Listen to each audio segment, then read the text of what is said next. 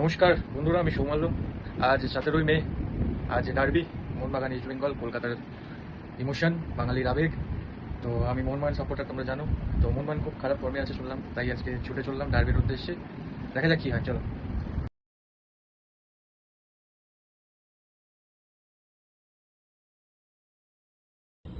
মেসিরাকে Argentina থেকে bye bye করে London হয়ে আমরা যাচ্ছি যুব ভারতীর উদ্দেশ্যে।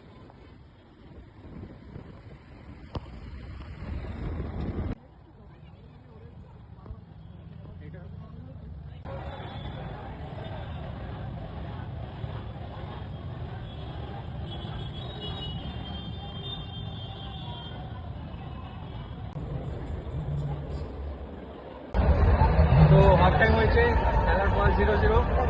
ততক্ষণ আমরা একটু ফুটবল নিয়ে বিশ্লেষণা করে নিই। তো এটা আমাদের কত নম্বর ডার্বি একসাথে? পয়সা এটা আমাদের প্রায় অলমোস্ট একসাথে 6-7 নম্বর ডার্বি দেখছি। আমরা এখনো মাঠে আছি। মাঠে কোনো একটা জিনিস হচ্ছে যেটা হওয়া উচিত না, এটা প্রশাসনের দেখা উচিত ব্যাপারটা।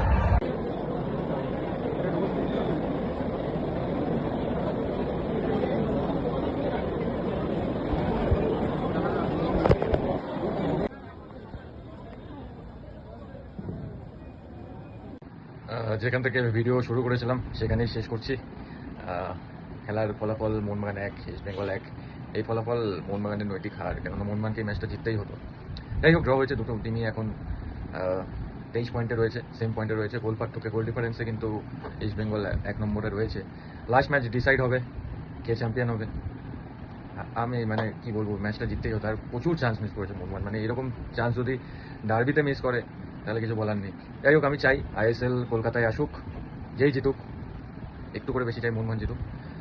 আইএসএল কলকাতায় আসুক, এটাই চাই। বহুদিন বাদে এমন একটা জায়গায় আমরা দাঁড়িয়ে আছি যেখানে ভারতবর্ষের সেরা লিগে মোহনবাগান ইস্ট বেঙ্গল টপ 2-এ রয়েছে। যেখান থেকে যেই জিতুক কলকাতায় আসবে, এটাই আনন্দ। আর দ্বিতীয় কথা, একটা আপনাদের ভিডিও দেখেছিলাম চালাতে চালাতে, যে জল পড়ছে গেলায়, এটা কাম্য নয়। ম্যানেজমেন্টের কাছে বলবো এই জিনিসগুলো একটু দেখুন।